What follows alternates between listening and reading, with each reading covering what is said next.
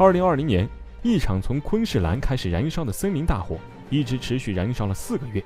由于火势太大，范围太广，火灾烧死近5亿动物，烧毁近100所房屋。但是面对这样的大火，澳洲政府却只能选择让其自行熄灭。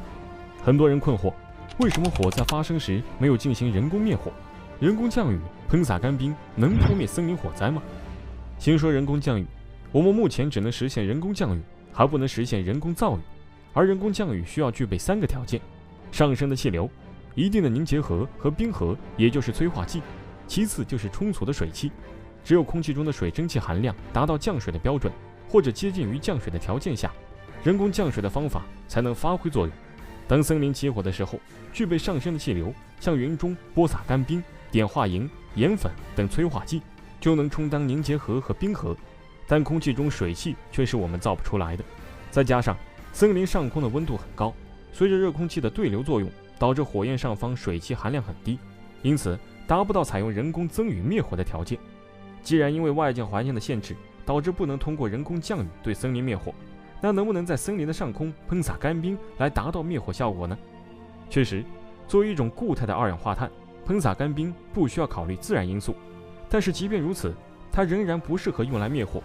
因为森林起火的面积往往都很大，倘若利用飞机在高空大量喷洒干冰，会导致空气中的氧气浓度减少，从而导致人的窒息或者死亡。另外，只有在较低的高度喷洒干冰，才能真的起到灭火的效果。但是在森林火灾正旺的时刻，飞机根本无法做到低空飞行，高昂的成本以及灭火剂的补充问题，同样让干冰成为无法熄灭森林火灾的有效方式。所以在森林火灾如此难以熄灭的时候，做到防患于未然才是最佳选择。